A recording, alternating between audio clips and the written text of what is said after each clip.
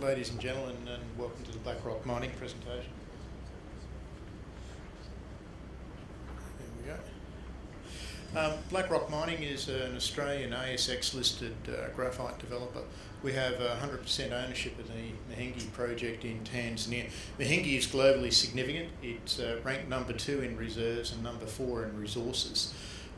Importantly, its location, as you can see in the location map there, the project's located 60 kilometres south of Ifakara, which is our railhead, and also provides us access to two 20 kilovolt national grids. So that railhead goes straight into the port of Dar es Salaam, which is the biggest port in our region. So we, courtesy of project location, have a significant advantage in terms of access to grid power and access to rail and port logistics.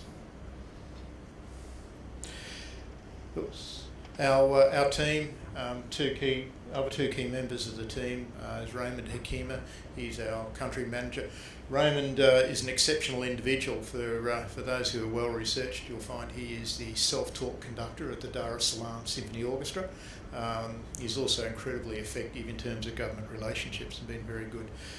The other member of our team, key man, is Richard Crooks. He's our chairman.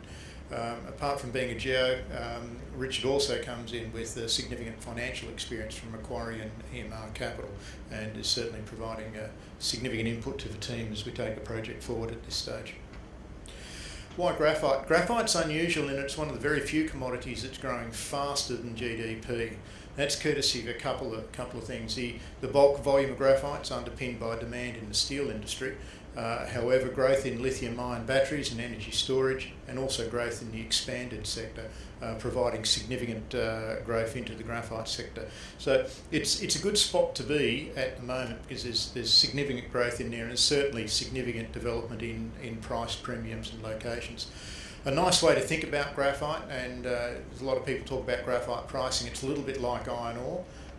Lump sells for more than fines, and high-grade lump sells for more than low-grade lump. The fortunate thing about Mahenge is we have a large amount of high-grade material.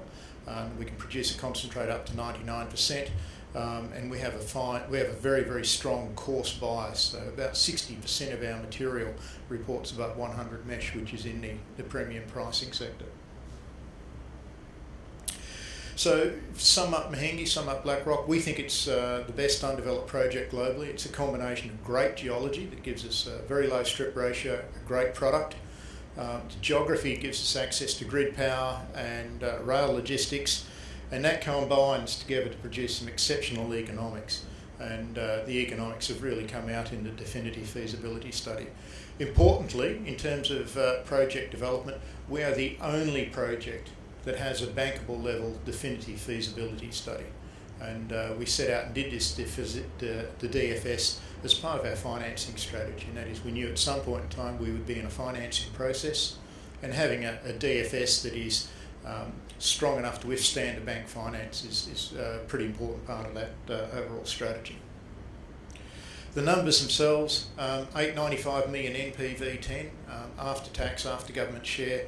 And importantly, if you boil that down effectively, it's a 3-to-1 revenue to cost ratio. And that is for every dollar of cost we incur, we bring in a bit over $3 of revenue. And that's a truly exceptional project. At the moment, we have a 25-year reserve life. So it ticks a whole lot of boxes.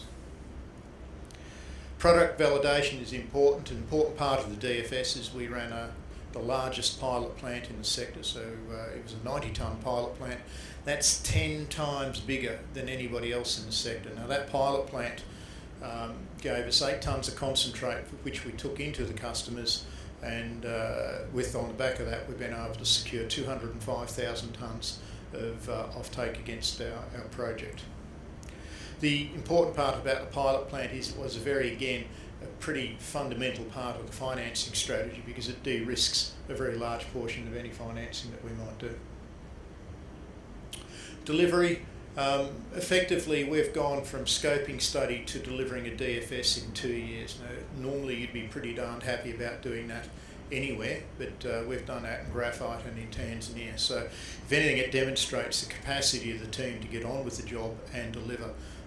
So where we are now, we've completed the DFS and we're moving into financing. And I'm pretty hopeful that we'll be able to get up here next year and talk about how we've taken this from finance into development. Tanzania's a fairly headline-grabbing place at the moment. There's certainly a lot of press there. The comment I'd like to leave on that is we've had very strong national engagement. We've got good relationships with the government. They're not competitive relationships, they're cooperative relationships. We've submitted a mining licence, which we submitted at the end of the DFS in early November, and we're pretty confident we're going to secure a licence in the not too distant future. So for us, it's business as usual in Tanzania. Pretty interesting comparison. If we compare ourselves to Syrah, there's a lot of talk in the graphite sector about who's who in the zoo. And the reason I talk about Syrah in this context is, if anything, the two projects are complementary. While we've got a nameplate of 250,000 tonnes per annum, we could add another module. We're only using 40% of our resource base. We could easily take that to 330, which is equivalent to almost to Syrah. The issue is that there's a 20-to-1 aspect ratio between Syrah's market cap and our market cap. But importantly, we're using about half the capital that Syrah used to get into business. And the other important point is the product differentiation. And that is we have a high-grade con, up to 99%. It's got a large flake bias, and that certainly sells for a different price point.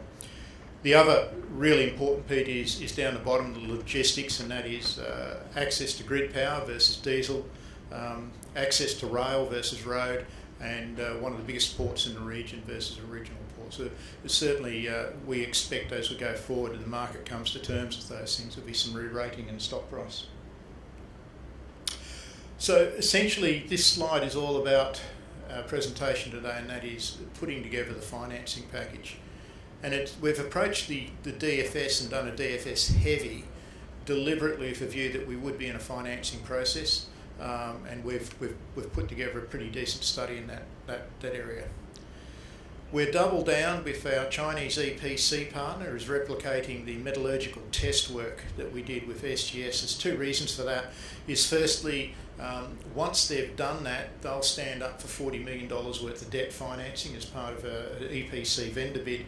But importantly, they also take the contract to a take-or-pay condition, and they also take our contract with a performance warranty. So there's significant operating advantages there. We're also running a second pilot plant in China, which is a reasonably small pilot plant of 20 tonnes.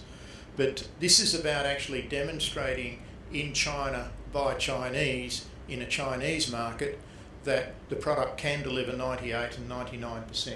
Now, while Beijing may know the answers to the pilot plant before we do, the bottom line is this does introduce significant price tension in the off-takers and then significant price tension in potential investors.